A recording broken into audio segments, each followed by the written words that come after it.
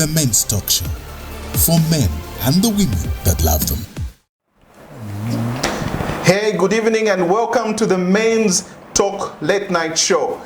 Tonight we have an exciting lineup of guests and topics that we have to discuss, and we're really excited. Last week we delved into several issues that were pretty exciting. We had issues on faith, relationships, business, and so on and so forth. And tonight it's the same lineup, but we have new guests that you've not seen before, and we hope you've brought your son and your nephews to come and watch this show with you, because we are dealing with issues to do with lobola, issues to do with politics, issues to do with faith, and issues to do with business and personal finance, and so on and so forth. So before we go any further, we'll take a break and then come back and start with the issue on lobola with Bashibukombe on the set. Camnet TV turns 5. We are excited to be the best community Christian TV channel within Zambia and across the world. With our programming for all age groups, talk of sermons, movies, kids programs, music, talk shows, developmental programs, and our unbiased, factual, and balanced news. To you, our viewers, we are saying thank you for being part of this journey. Happy 5th anniversary. Camnet TV, not just another channel. Welcome back. This is the men's talk show with the men and the women that love them. To discuss the first segment of our second episode, we have our Shibukombe in the house. And this is no other than Mr. Mwila Chilakat. I think he can pronounce his name properly. I can just call him Mr. Mwila. And he is going to help us go through understanding of our relationship segment. And in this relationship segment, our discussion will mainly discuss issues to do with what a man passes through when he decides to marry the woman that he loves. All right? And let me welcome my guest. Mr. Mwila, welcome to the men's talk show. Thanks very much. Thank you so much. To begin with, I want to find out what are the sequential issues or sequential activities that a man will pass through when he decides to marry. He finds the woman to marry. The Bible would put it, you find your rib, to say man cannot be happy to live alone. So you found something that, or someone that would make you happy. What are the things that would pass through in the basic Zambian traditional way? Because if we really talk about all the 72 tribes, it will take a lot of time to talk about them. But what are the basic activities that are actually every 72 tribe member of this country will pass through? Okay.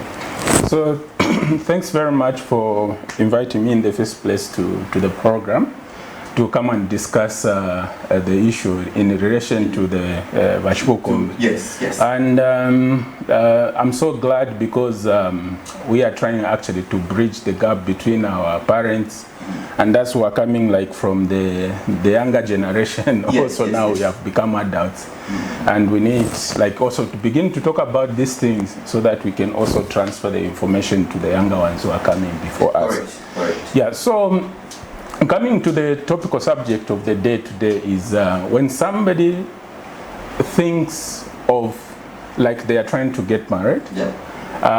In our Zambian setup, like if you've heard from my names, I think I'll use my ethnicity background to try to make like people understand, which generally do happen like in our country. There might be some minor differences here and there, but generally speaking, most of the people do follow like the sequence that I'm about just to give. You would, because Zambia is a Christian nation, so you could stick to maybe the Christian way of getting married.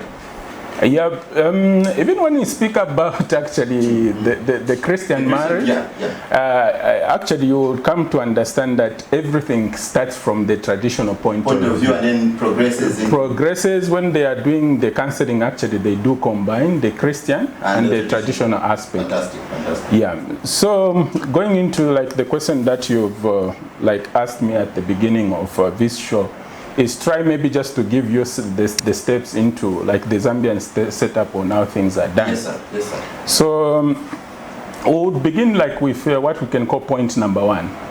A man has to identify a lady that he feels that they can settle down with in a marriage. So we'd call that as a point number one, as a relationship. This relationship starts and the relationship escalates to a higher level where they feel that they need to get into marriage.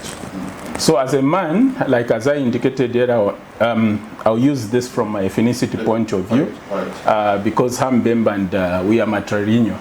So you need to approach your uncle, your maternal uncle, to say, my uncle, in Bemba we call it Yama, I have seen somebody whom I feel that we need to settle down with. So you explain everything to your uncle, and then your uncle would help you to find the topic, what we are calling this as the Shubukombe corner.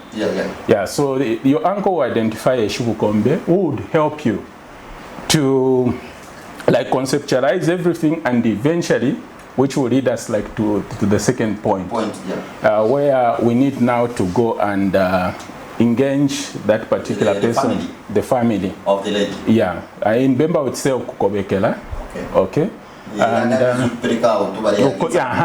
exactly. That's why I was. At our calabash, you probably just need to put a covering on it, isn't it?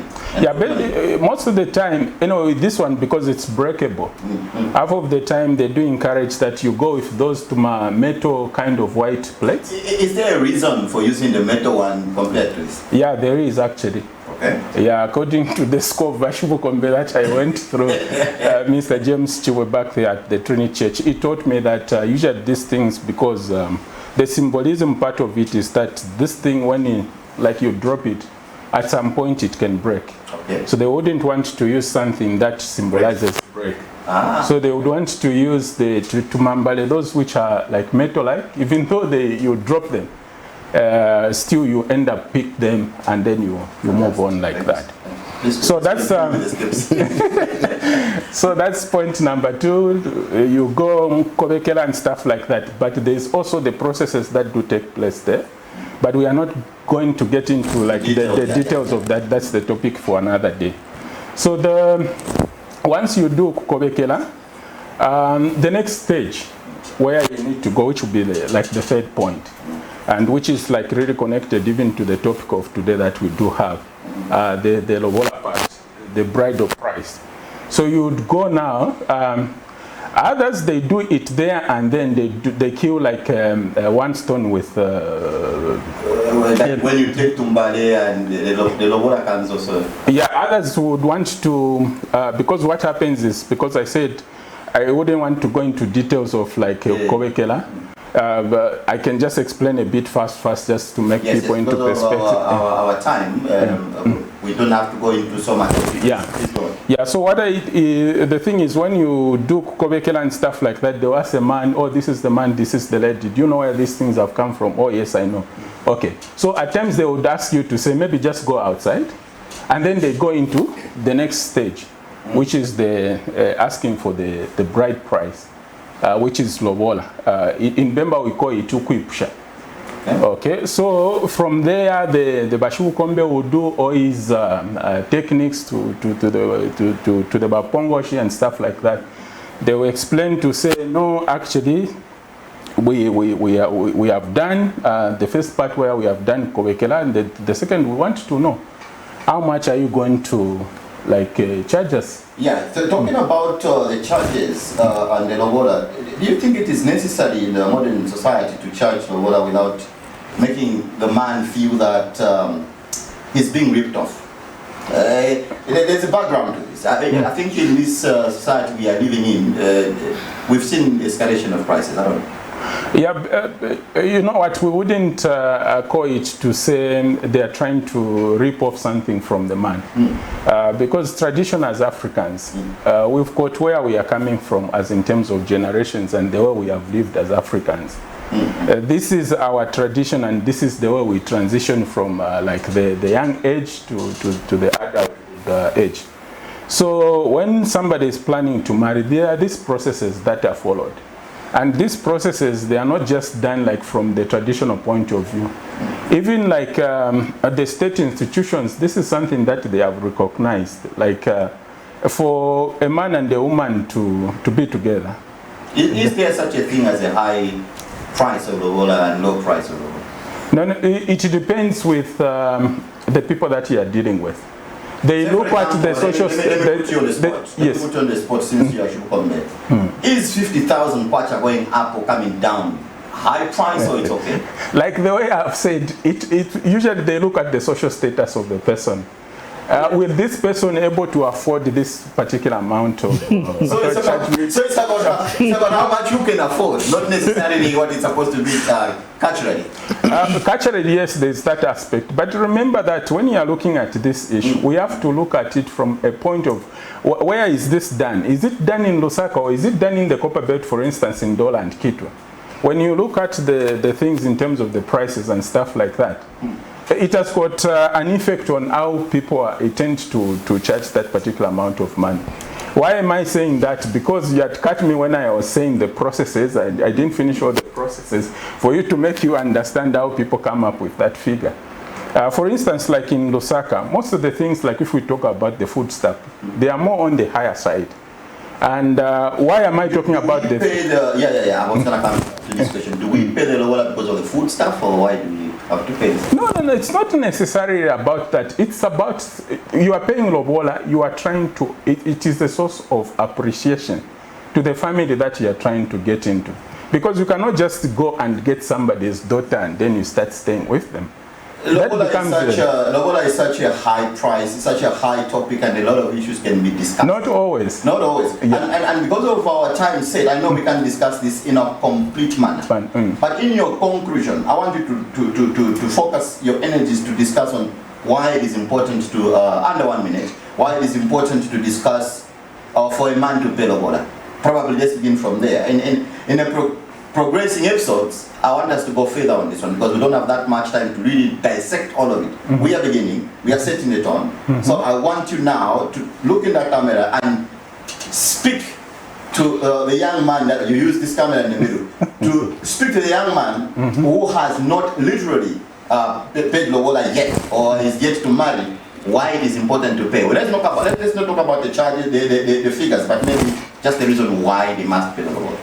The reason why they must pay lobola, like I indicated earlier on at the beginning, is that, you know, where we are coming from as Africans, we've got values, we've got a certain way that we have lived from time immemorial. We cannot just jump into this so-called marriage, you get somebody's daughter and start living together. Then we are copying other people's culture where they say that people are just cohabiting and stuff like that. With us, it doesn't happen like that. With us, there is a process that you have to follow through, like the way I started indicating. Yes. And as you have mentioned, this is just an introduction part of it. As we go on further to discuss these things in detail, we'll put things together, and then this young man out there would appreciate the importance of him paying that lobola to the in-laws. Fantastic.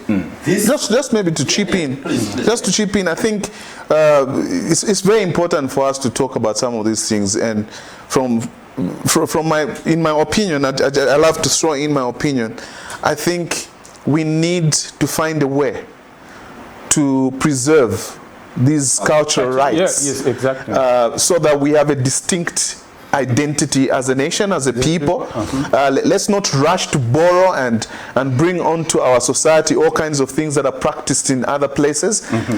We are Zambians. We must be proud of what... And Africans. Yes, and Africans. We must be proud of why we are called Africans and what makes us African. And I think the way that our marriage rights, our processes of marriage and so on and so forth, distinguish us.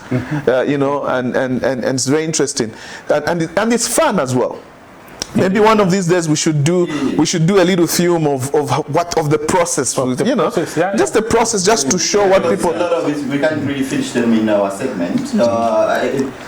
Mr. Pes, you want to say something from the Eastern point of view? Do we you still pay attention? It's a Mwale, not Mwale. It's a Mwale from Northern Oluwapula. Really? Yeah, so Mwale is. So you have been vindicated. I'm going to put you. But in the interest of time, this is Mr. Mwila. And Mr. Mwila is our Shibukombe today, and we have discussed this heavily.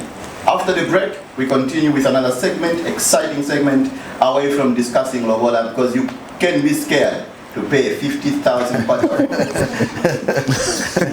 Are you a small to medium enterprise looking to advertise your products and services within your community and across Zambia?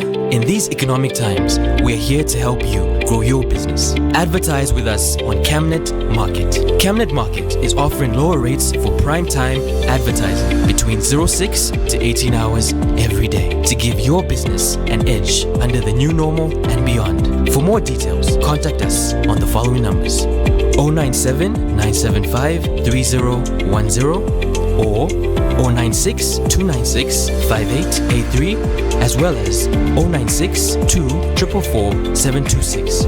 You can also reach us via email on info@camnettvafrica.com. Camnet TV, not just another channel. Welcome back to the Men's Talk Show, and tonight we want to really touch on issues that might be a little bit, sensitive, but this is the role of the man in society, to deal with the issues that even people are afraid to deal with. Now, let me start this segment by asking a question, thought-provoking question.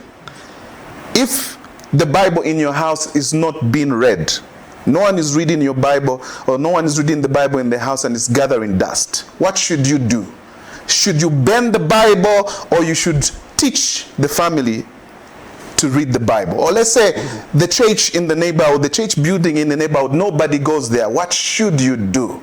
Should you burn it down, or you should go out and evangelize and bring people to that church? To discuss a very, very sensitive topic, and the current topic with me right here is Reverend Jevan Kamanga. Welcome back to the program, Reverend. Thank you very much. I want to ask you a question.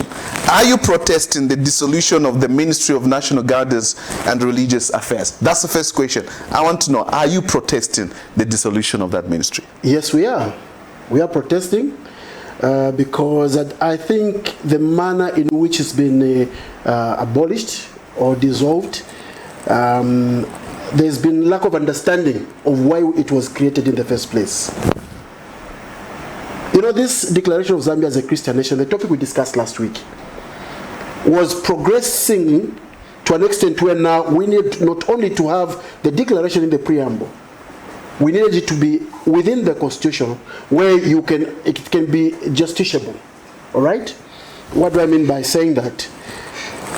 We said last week that the declaration was made in 1991 by Dr. Chiluba, and then it was embedded in the Constitution as preamble in 1996. From that time to 2016, there was nothing much that was done about it except the creation of the desk in the President's office, run by Deputy Minister State House under Dr. Chiluba, may so rest in peace, when we're trying to actuate the declaration for it to have the police aspect of it to influence Parliament or to influence the nation. But because the Deputy Minister position is not a full cabinet position, so matters that were being dealt with at the desk at State House, a lot of people took it for granted and thought maybe it was just a brown envelope distribution point, of which I believe it wasn't. Now, when President Edgar Lungu came into office, this ministry was created. It was called Ministry of National Guidance and Religious Affairs. And people think it's just dreamt about it. This matter stems back to the UNIP days. Like I said last week, Dr. Kaunda was talking about Christianity, stemming from what came from Dr. Livingstone, who said, on this soil my knee bends. This nation shall be great and shall be called a Christian nation. When Dr. Kaunda took over, he was talking about Christianity. There was no actuation of how it was going to work to benefit this country. So we went on to the declaration, we went on to the embedding into the Constitution. Now the ministry has been created, or was created in 2016. Now some of us who were looking at it from different angles opposed it at first. Why? Because we had several thoughts that we were trying to gather in order to try and understand what was being propagated there. Personally, I was of the view that we need to have something like the interfaith that they have in America. In America, at the White House, they've got what they call the interfaith, which we had in '97 as the religious desk here. But the limiting factor about the interfaith and the religious desk is that you cannot go to parliament to formulate policy. To make matters worse, we have a new constitution, or we had a new constitution, which now was translating the declaration from just the preamble into Article 8 to talk about national values and principles, and how to interpret them and inculcate them in the cultures or in the living of our people. There are people that are saying that the Ministry of National Guidance and Religious Affairs was not doing anything, and they are saying even when the ministry was operating, there was so much oppression and corruption and so on and so forth that was going on. Don't you think they are justified to think like that? I think let's say for me it's a simple way of understanding things. The ministry was not a law enforcing agency. The ministry, first of all, it was National Guidance Ministry. Guiding who? Let's go to the values that we put in place. The religious aspect, let me just explain one or two things. For me, after opposing it in 2016, when we were told why it was important, we embraced it. I've been part of that movement at national level. Would meet at government complex time after time to compare notes on how best we can run this country from the religious aspect. In the first place, it was not a Christian church, a Christian ministry. It was a religious ministry. I don't know if you're aware that we used to meet with people from Hindu type of a religion, from Islam, from even all sorts of religions that are represented in this country. Because remember, in the declaration we said, we are a Christian nation while upholding the rights of other people to practice what they, because we are not a theocratic nation, we are a democratic nation, so we were accommodating. So we would meet at that platform. For example, there was a time when our friends from the Islamic community would go in Kabanana on a Sunday to distribute food from 8 o'clock to about 14 hours, such that churches suffered because people wanted food. They would not go to church. So at that platform we would sit and agree, gentlemen, you worship on Friday, us worship on Sunday. If you bring your activities on Sunday, you are hindering what we have been called to do. So we would agree the operators model that we need to engage ourselves into. So to some people, they think it was not working because they were looking for this ministry to be a mouthpiece for things like, because there's corruption, then the ministry should come out and talk about that. No, it had its own parameters, its job description. Other ministries will do that. Ministry of Home Affairs is capable of doing that. Bishop, just to chip in, don't you think it was just an extra expense on our government coffers? And don't you think it was just one way in which the president, by then Dr. Edgar, wanted to shut the church up, by appeasing them, giving them a ministry so they don't talk? This is the reasoning of many people who have not gone through. I would rather we go through a situation where we keep the institutional memory of this nation. Like I've pointed out, in 1969, already this ministry was on the table. It was first called just the Ministry of National Guidance. Then in 1970, it was called the Ministry for Development and National Guidance. It was in 2016 that was now called the Ministry of National Guidance and Religious Affairs. Why? Because we are trying to consolidate that which we want to pursue. Like I said last week, if we are not pursuing God as a country, who are we pursuing? We have to define ourselves what we really want to do. Now, yes, people can interpret because it's politics. But trust me, this ministry, to add it to the Article 8, Article 9, Clause 2, in our constitution, it says the president shall appear before parliament, or is it National Assembly, every year, once a year, to come and give a report on the ethics and principles and national values of the country. Maybe you don't know what the principles are or the national values. Number one, they have to do with morality and ethics. Number two, it's about what's this now? It's your handwriting. Democracy and national. Let me get my glasses. It's my handwriting. Yes. You're edging, eh? It's about patriotism. Well, I'm old enough. And patriotism and national unity. Number three, democracy and constitutionalism. Number four, human dignity, equity, social justice, equality, and non-discrimination. Number five is good governance and integrity.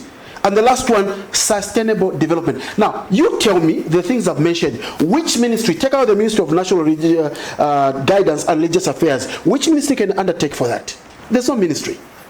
The president goes to parliament to report on morality and ethics.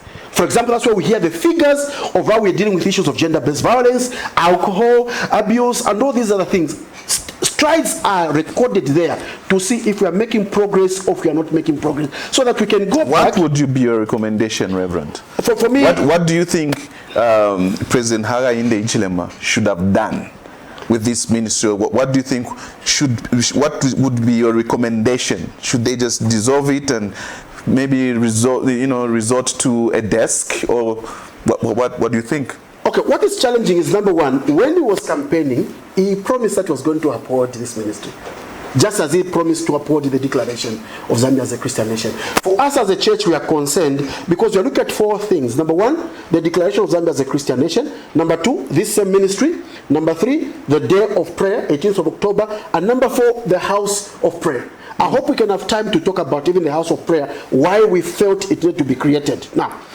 if he had stuck to his word to say he was going to uphold it, say he didn't know exactly what he was involved, it was going to be okay for him to consult. Now, the challenge that is there is the first people that are opposing these things are the clergy themselves.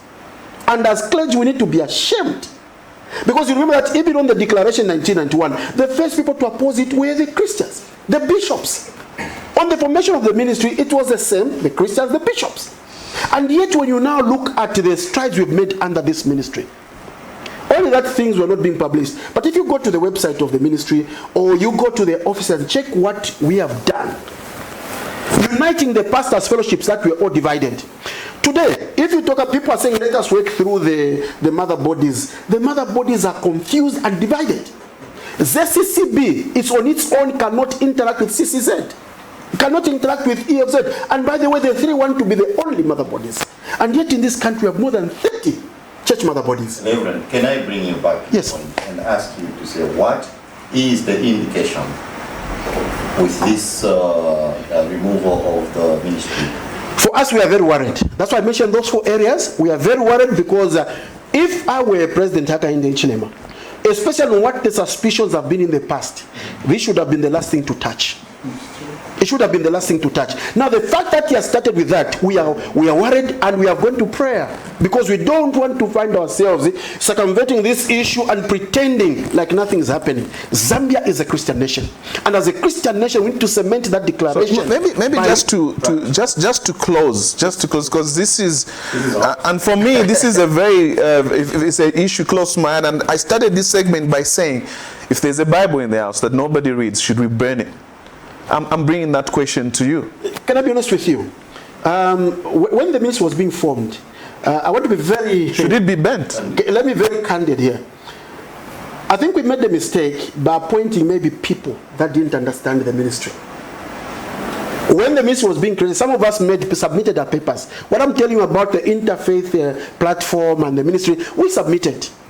Okay? Those of us who were in what kind of papers are you talking about? Your CV? No. Come on. An academic paper on the explanation of what, suggestions, so to speak. Yeah. Okay. We submitted proposals. Yes. Now, I'll be very candid with you. When we had the minister appointed, the minister detached herself from the ministries, from the ministers of the gospel, attached herself to one man, to one person.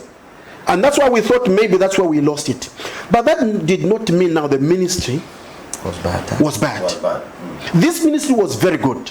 This ministry, go into the schools, go and check how they took the literature to the schools to help shape morals. You were just talking about Wushum Kombiapa. We are trying to copy things that are not of this world, that are not of this country. It is this ministry. Can you say President Hakainde must revisit this one? He must go back to it. And if he's willing, let him invite some of us. I'm the deputy presiding bishop of the ICOF, Southern Africa. The whole Southern Africa region. I'm the deputy presiding bishop. And as a movement, with Professor Charles Mwape as our president for Christian Coalition, and also vice chancellor of ICOF University, we sat down. We mattered over this issue to see how best it can help this country. If President Hakainde Hichilema can revisit this matter, trust me, this ministry is more important than the green economy that he's talking about. It's more important than even the small and medium whatever enterprise is talking about. Imagine even getting rid of gender. We are very concerned. Gender is very important. No, Religious status is very important. yes. I'm just trying to tell you. All right. I think these are very key issues. Yeah. This is a very hot topic. Again, on this show, this is what we do to you. We start something, and just when you are beginning to, and then we cut it down because we want you to come back next week, and we're not going to stop because Reverend here has referred to 4 things that we need to pay attention to, and today we have only talked about the Ministry of National Guidance and so on and so forth. My personal opinion, I think we really need to think carefully about the things that we are changing. When something is not working, it doesn't mean you need to throw it away. Just fix it, make it right. I know that the ministry wasn't doing so well. What we need to do is fix the areas that were not functioning properly and make it work properly. We'll be coming back in a minute. Africa is rising to a new dawn of integrity and accountability. Are you tired of being swindled or buying fake or illegal properties? Would you like to sell or buy genuine property? Would you like to list your property on both local and international market? Don't waste your time. Call the professionals, the SGK Properties, on +260 762 166 018. SGK Properties. Your business assurance is our priority.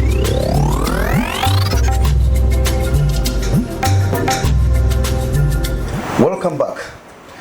We continue on another segment, and we are discussing parenting. Many of us could be parents, but we need to understand, who is a parent? What is parenting? So to help me discuss this important subject tonight, I have Mr. Kelvin Mulenga here with me. He's a father of 4 girls, beautiful girls. So I'm sure he understands very well what parenting is. He's a church elder, a preacher, an accountant by profession. So he's going to help us, just to give us, it's not cast in concrete. It's not like what he's going to say is totality, is a gospel truth and the like. But from experience, I want him to help us to discuss this. So Mr. Mulenga, welcome. Thank you, and good to be here with the men, to hang out with the men. Hanging out with the men and the women that love them. Exactly, yes. What is parenting? In the general term, what would call parenting is the process of raising children from infancy to adulthood. Okay. That would be the general definition of what parenting is. But again, if you narrow it down to different issues, like what in the Christian sense, what does that mean? It would have other things added to it. Like when you're talking about parenting from the Christian sense, you're talking about raising a child in the way of God to an extent where when they grow up, they become adults. They will still continue to be responsible in the way that they were brought up by their parents. Responsibility is a word, okay? So who qualifies to be a parent? Is it every mature man? Is it any other woman around? Who qualifies to be a parent?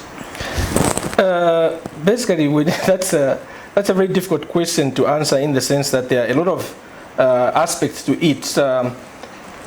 First, you're talking about a parent being a husband and a wife who have been blessed with a child by God, and they become parents by virtue of that. Then also you talk about parents having adopted a child. They can become parents, but also there are what we call circumstantial parents. Perhaps your brother dies and leaves children behind, and all of a sudden, even though you're not married yourself, you find yourself looking after these children. So in a sense, as a guardian, you become a parent to those children. So there are a lot of ways and areas that would really qualify a person to be a parent. And single parents. Yes, and single parents, exactly, yes. Okay. So could there be a right time, a right age for somebody to be a parent? Basically, when you talk about the right time and the age, you're talking about people getting married. First of all, they need to get married, okay, and then perhaps have children, except for those that I said are circumstantial issues where it's not planned and it happens. And then we see these things happening where out of wedlock somebody gets pregnant and they become a parent. Okay. We can't say they are not parents, they are parents, regardless of the way they became parents. So that also happens in such instances. Now let me zero in on one thing. in this digital age, you know, we've got a lot of computers, televisions in the home, and they're like, and all those things, and they're like, what would you talk about? What would you say about children and television in the home? Firstly, when you talk about parenting, you have to understand that culture also plays a very big role in parenting, where you're being brought up and the environment you're growing under. That also plays a big role. That is why you find that in the Christian sense, there is emphasis, Proverbs emphasizes so much on the training in the biblical way, so that when the child grows, they may not depart from it. These days we have technology, we have TVs and stuff like that. They are good things to have around us. But what is needed for a parent is that the parent must be present. You know, in parenting, you must be present in what your children are doing. Many people understand that parenting is just providing. As long as I've given out money and I've bought what the children need, then I've done my part. But parenting is getting involved in exactly what they're doing. So when you talk about TV, you need to be involved and see what are your children watching? What is TV exposing them to? If it's issues of social media, what are your children looking at on social media? What are they taking part in? What things are they doing? And also, even if it comes to computer games, you must know what are they playing? What exactly are they doing? That is parenting. You must be present in what they're doing so that you're able to gauge what is right for them and what is not right for them. So technology is good, but we must be present and be able to see what is going on with what the children are using that technology for, and what they are seeing and what they are watching and what they're generally getting exposed to. We must be involved so that we're able to gauge what is good and what is bad. Just to try and follow up one point, which age would you as a parent monitor what's happening in their phone, for example? You know, is there an age where you're allowed to actually have a password if there's no password, or to their phone, the children's phone? First, I don't believe in I don't believe in children having phones, because these days we see children as young as 10, 9, they've got their own personal phones, which I feel is a bit extreme, because if a parent do not take responsibility to be there all the time to ensure that they are controlling what is going on that phone, then I don't think it's ideal to give the child the phone at that age. But when you talk about maybe from 16 years going upwards, they can have their phone. But you may not have that issue of every day checking their phones. But if you have sat down with the children that you are giving phones and you've explained to them the ground rules of those phones, the use of those phones, why you've decided to buy them that phone, and they understand that, and probably we hope that they will be able to abide by what you've laid down as your ground rules for those phones. Because if you don't, it will be very difficult for you to, and these days I've seen kids who, their parents are sleeping, kids are up awake as late as 02, 03, still on phones. So if you've not laid ground rules, it's very difficult to control.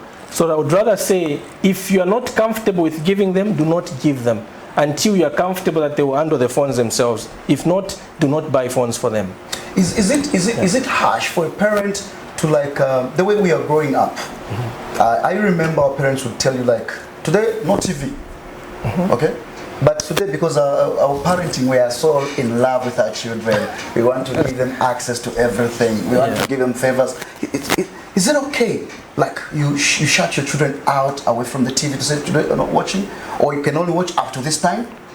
Yeah, I think it's good to put limits on when they can watch TV and to what time they can go on watching TV, because if we just let it open, I mean, other areas will suffer of the child, like what time do they do their homework?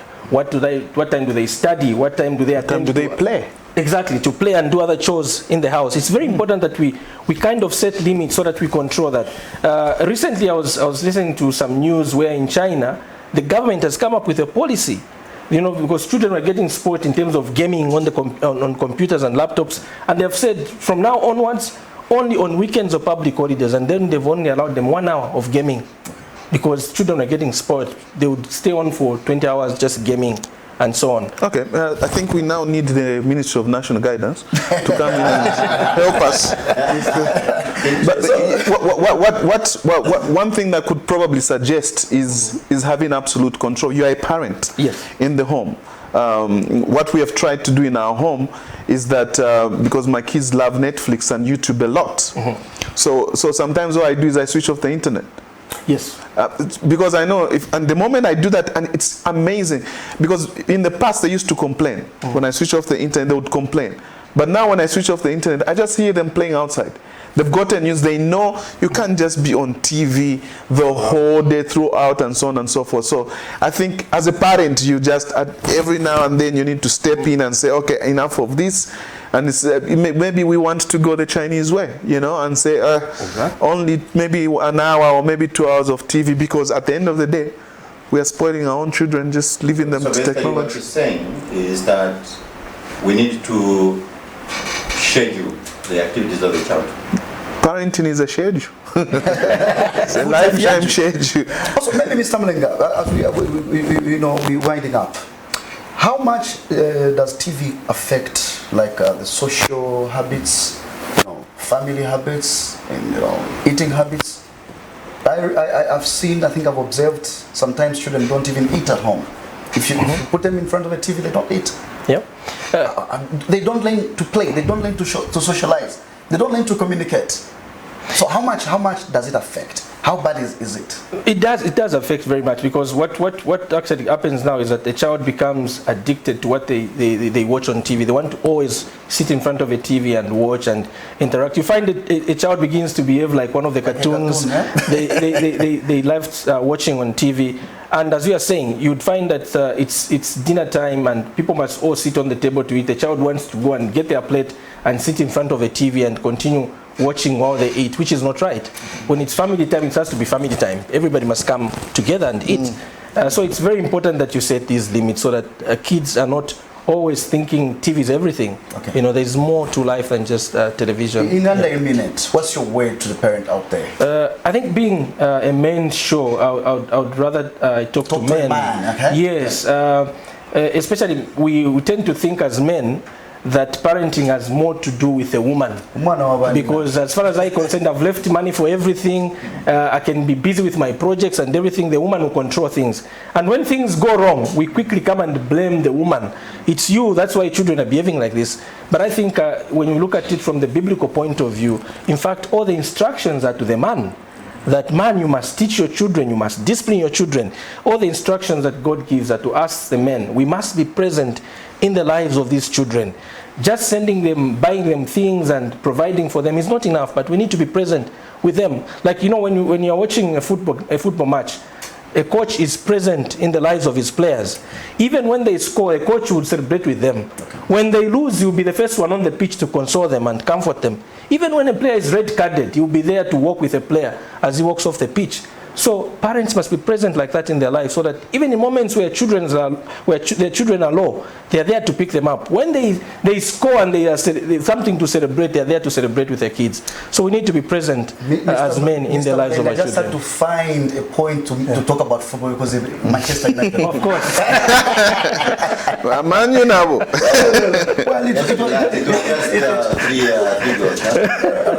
It was a pleasure, Mr. Mlenga, having you on this fantastic topic. I hope to have you again on the similar things like that. Thank you. Maybe next time we can talk about how many times should you be the child? We should also focus on the importance of why family must eat together. Yes. Because today, when they prepare meals, each one takes a plate and goes to eat in whichever room they feel like. Instead of being... And there's always that one you're chasing all around the house with a plate for them to eat.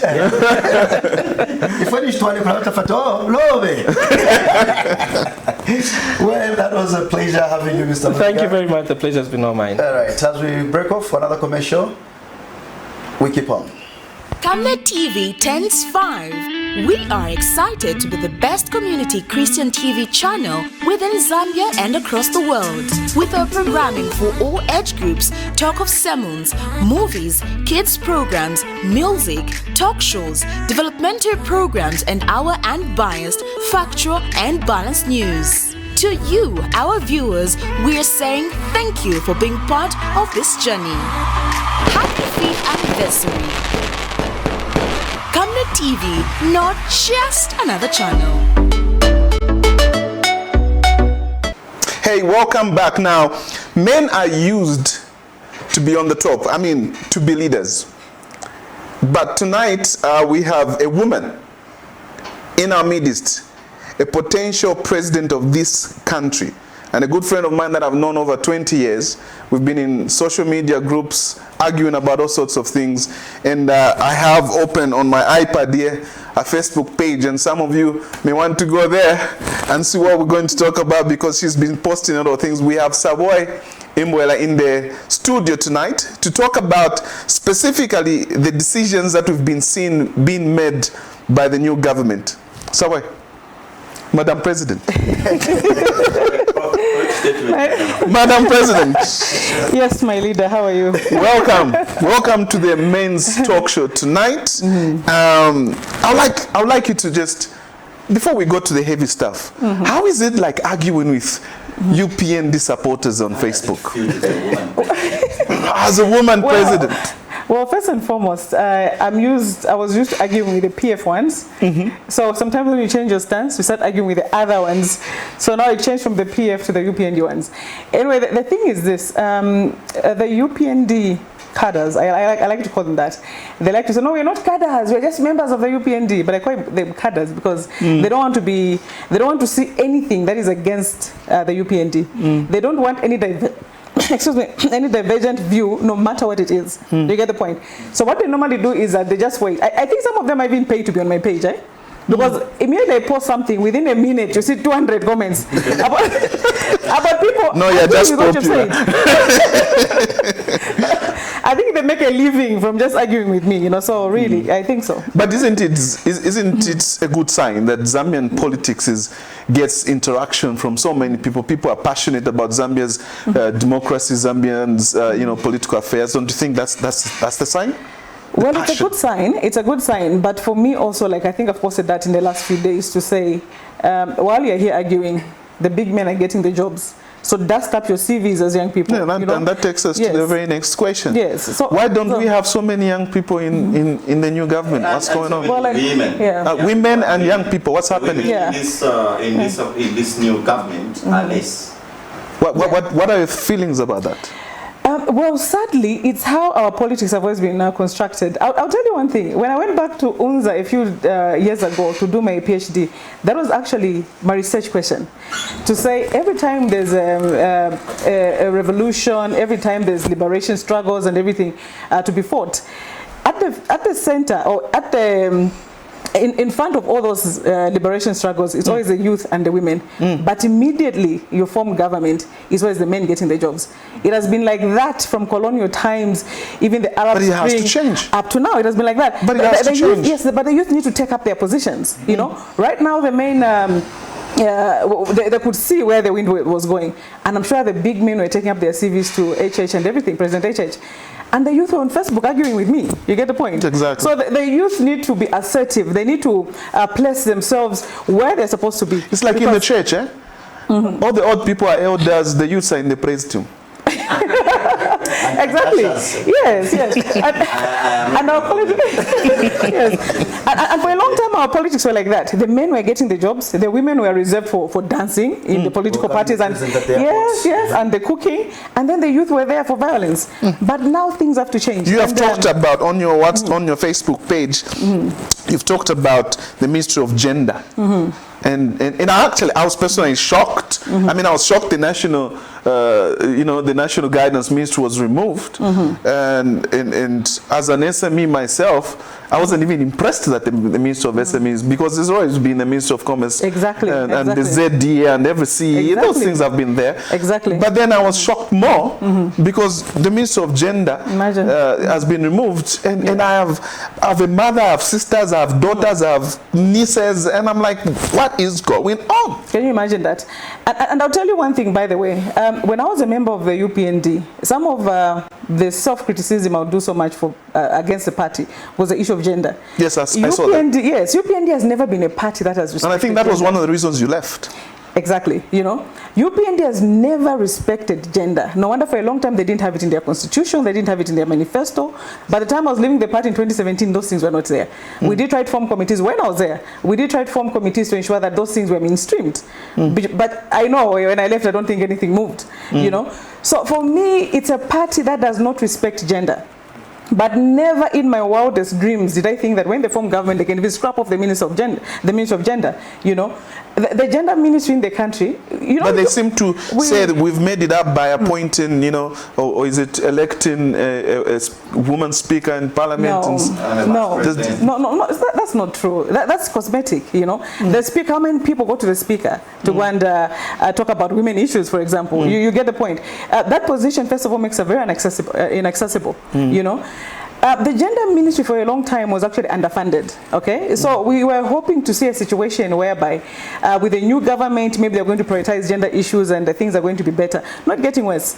And when people see some of us saying, you have to be critical with any ruling party in terms of what they've done good and what they've done bad. They think maybe we just talk. I remember with the PF, I would be very highly critical of the PF in terms of a lot of things they would do. But in terms of gender, I would actually praise them. You know, when they told me to say, what is the best, one of the best things that the PF has done, I would say gender, you get the point. They gave us the first woman president in terms of appointments. They did appoint a lot of women in critical positions, including women commissioners, police commissioners. Even in the private sector, we saw a lot of women taking up CEO positions in several banks. It was interesting. Exactly, it was like that. So in terms of gender, the PF really scored, you know. So I was hoping that with the UPND now, those gains, you know, the milestones that we had to celebrate over the years are going to be enhanced. Not whereby they're taking us many years back. And you should know that for them to create the Ministry of Gender, we had a lot of meetings, you know. I remember when I was still in the NGO sector, a lot of meetings, women, the NGOs coming up, talking to government to ensure that we have our own Ministry of Gender. And that was given. And then they come up and don't you think it's a disconnect, talking about promoting minority rights and then removing a Ministry of Gender? Exactly, yes. And you know, one of the biggest problems that we have in this country is the issue of disrespecting women. In as much as gender means both men and women, we normally tilt towards women because they are the ones that have really been discriminated against for a very long time. Yeah. So that. Not to touch. Yeah. Do we see when, I'm going to speak two things, when and if NDC gets into power, the gender issue coming, the Ministry of Gender coming back? Oh, certainly. I think it will be the first ministry you'll see. If I'm going so when we vote for NDC in 2026, you're not going. The first minister we will appoint won't be a minister of finance. Finance, no. It will be a minister of gender. Minister of gender, probably that. But also, oh yeah, and I hope But and that's the thing. We need to even reach a point whereby in the next few years we have a minister of gender, a man. We need to reach that point. Not a situation whereby now we're even scrapping it off. And it is so sad, by the way, if you look at even the composition of parliament right now, we only have about 21 women, you know, which is like 12%. You know, when we started signing... How many women are in parliament from PF? From PF, I need to see in terms of the numbers. And by the way, it was so sad. I think I talked about this even before the elections. It was so sad that even the PF that adopted so many women the other year, in 2016, they didn't adopt so many. This time yes. around. If you look at it in the last parliament... That could be part of the reason they lost? It could be part of it, yes, because all political parties didn't adopt many women. Women and youths. So maybe... No, they didn't. So, taking you back to what you earlier talked about, do we have hope? Do we have confidence in the quality of the cabinet that we have? Are we hopeful to say things are going to move? Do we have the right people in the right positions? I'll tell you one thing. HF have done better?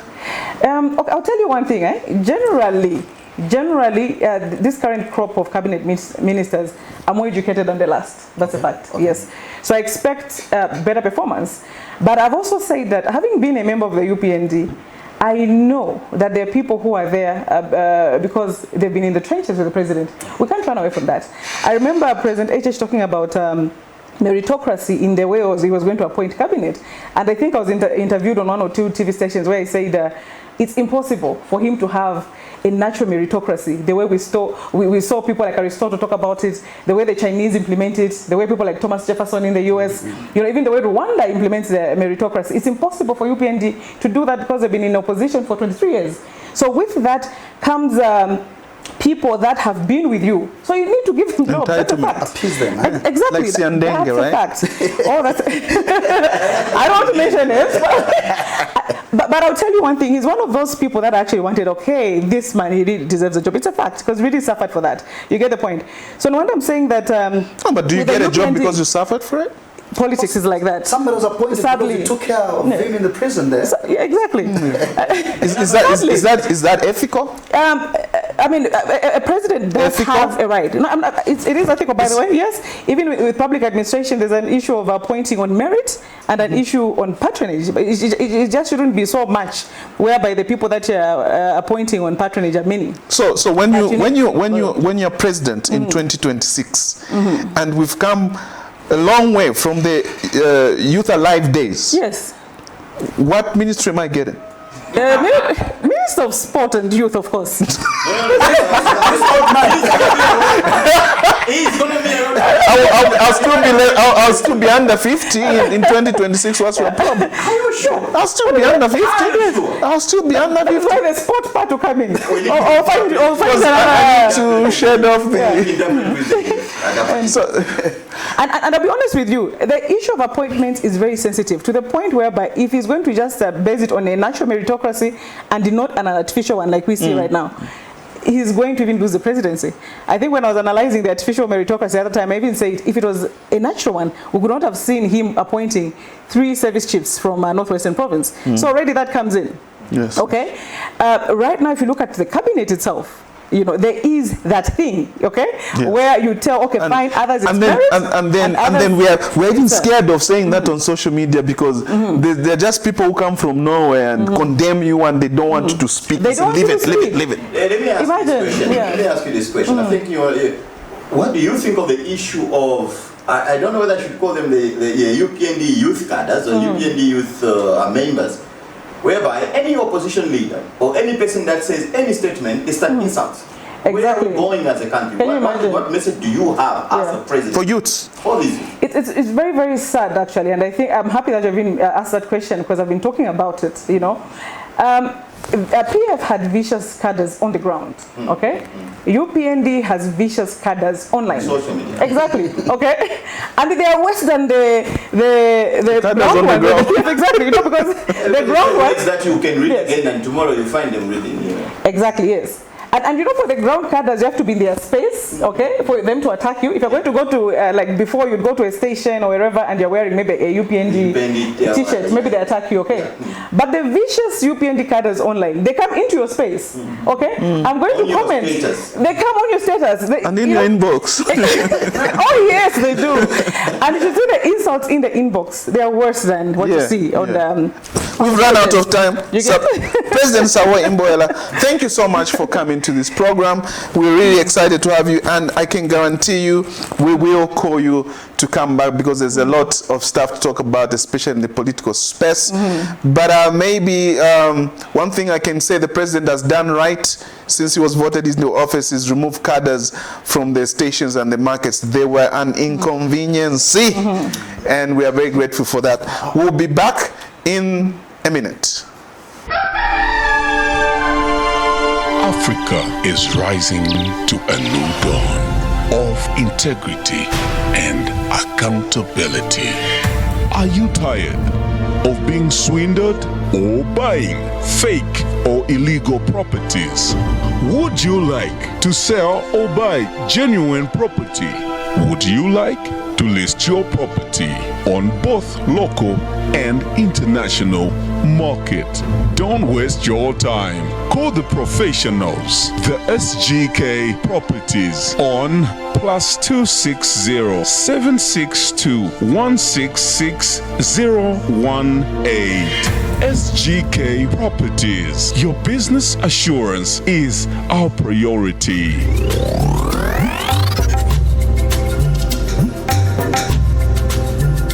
We're back again, and to close off this show tonight, we talk a bit about sports. We back on the drawing board. Zambia lost at home. After that win in Mauritania, we lost. Like I asked last week, do we have the players? Yes. Do we have the coach? Yes. Okay. Why do you say so? Why do you keep on losing? We do have players. There's no doubt about that. I saw the Zambia-Tunisia game. We had a bit of organization better than the Mauritania game. Okay. I think it's just that we need our team to play together a little more. I'm very confident we might end up somewhere. I'm thinking to this end that it's maturity. Okay. The young people don't have the maturity enough to push the crop. All right? There's a level where you meet your limit, and then there's another level now where you die a bit, okay, which the young people are not showing with Tunisia. And probably that's where you go back now to bring in the old team members who are still playing professional out, and they are minting goals, and they are holding midfield, they are doing and providing proper gameplay. So bring them on board, all right? And so that I agree. There's lack of experience. They become now the motivation to push forward the young people to say, this is what we do. And just leadership even in the dressing room. Okay. There's a limit where the coach reaches, and then the captain and the rest of the mature team members takes up now the mantle. So where do we go from now? What do we do next? In my thinking, I'm looking forward where the coach would call up the other folks, the other players to come and train with the young people. All right, the likes of Calabas, the likes of Sakala, this young man Sakala. Is it Sakala? Playing in South Africa at this university. Let's have them on board. Even Mwene, Nathan Sinkala, even the Mwenes to just be there and guide the goalkeeper to say, young man, this is what we do. In my head, I'm thinking it. I can't do it because I'm now older and bigger. You can do it. This is how I used to stop penalties. You can do it. So you need. I've stopped Drogba's penalty, man. I've stopped Drogba's penalty. And then this is what happened. My mental capacity and faculties were working like this. This is how you need to go. So if the coach wants to go ahead with this team, and you know, the Tunisia game said a lot, because that guy Wabi Kazri, who scored in the 9th minute for Tunisia, to some extent he may have sent disorientation into the Zambian camp. But then after a bit, you could see that Zambia started gathering themselves. But the game stayed 1-0 all the way. Do you know that Tunisia scored again in the 90th minute? In the 90th minute. It's like the coach told them, if these guys score, forget, we are done. So you should not allow them to score. So when they scored in the first, yeah, because you could see the guy who gave away that penalty.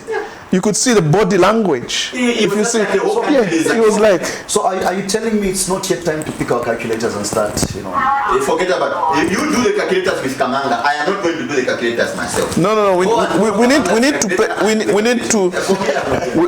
just need to get our coaching right. The people are there. Bring people who can play football, and they do good football. I can even go to an extent where I can ask the coach and Kamanga themselves to leave this to the. Okay, let's talk about local football. Concola Blades, my team, they beat Power Dynamos 1-0 in Chilidawam yesterday. We lost in Eswatini 1-0. So Royal, what's that team that you lost to? Royal Leopards 1-0. Butecorn also lost to Green Eagles lost to Butecorn. I told Percy Butecorn is going to win. Didn't I tell you? Well, they won. English Premier League. By the way, Arsenal won. Yes. By the way, did you bet? Arsenal won. Yes. How did you before I come to bet Arsenal won at home against Norwich. It was the first win that Arsenal that Arsenal could matter in this season. Leicester lost to Manchester City. We don't talk about small games. Manchester City beat Leicester. I didn't see Patson Daka play. I think Patson didn't. Cristiano Ronaldo got himself a brace in the 4-1 win over Newcastle. Manchester United. Awesome stuff. He's got game. That guy is good. I am not going to Romelu Lukaku scored twice as well for Chelsea. Fantastic game. Scored twice against Aston Villa in the 3-0 win over Aston Villa. So you were asking a question. Did you bet? I was asking you a question about betting. Percy, did you bet? You don't look happy. Your ticket. Though. Ticket they are here for. Because Muflira Wanderers lost. So you expecting 300 to win? Then Arsenal will never win.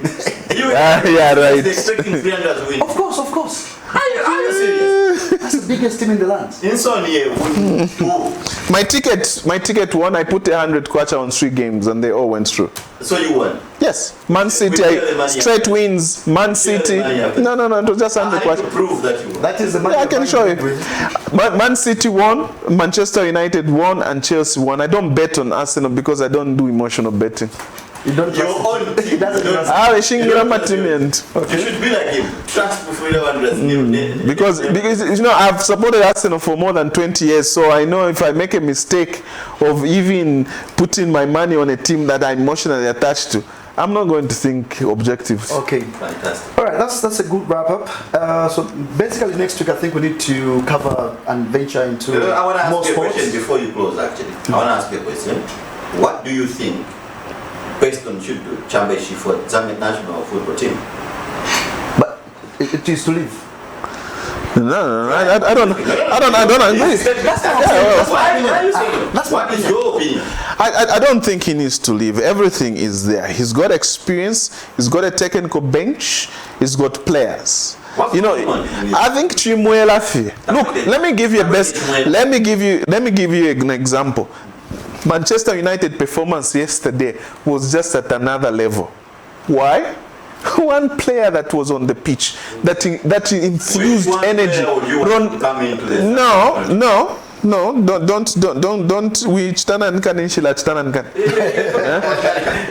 Nankan. You see, Cristiano Ronaldo on the pitch gave energy to everybody.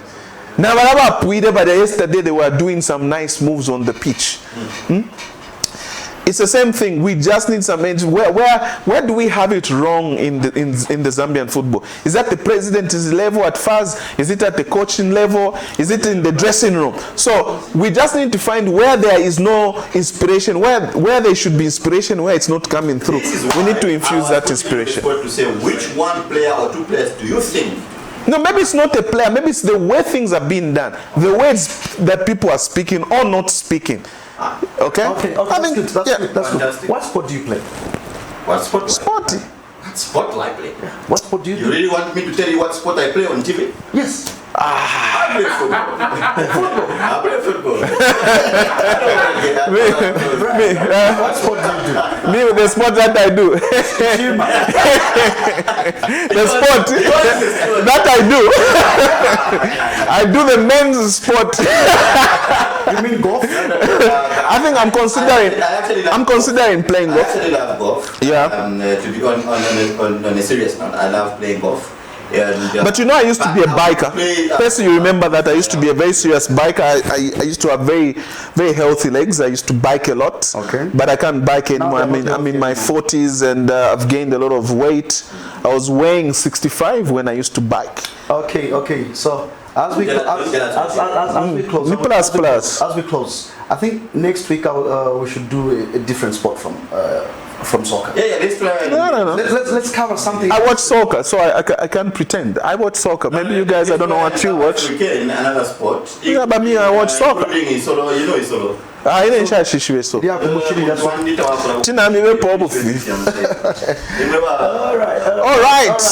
All right. Thank you very much. Thank you for watching us again on this show. Next week we're going to have more exciting guests, more exciting topics. We are building this program, and starting next week we're going to start giving you a phone number through which you can communicate with us, send us questions, send us topics that you would like to be discussed on the program. Today we had Reverend Kamanga, we had President Savoy, we had Mr. Mwila, we had Mr. Mulenga discussing different topics, and myself, my name is Brian, Coach Brian. We have Coach Stephen and Mr. Percy Mwale here. Thank you so much for joining us. Good night and see you next week.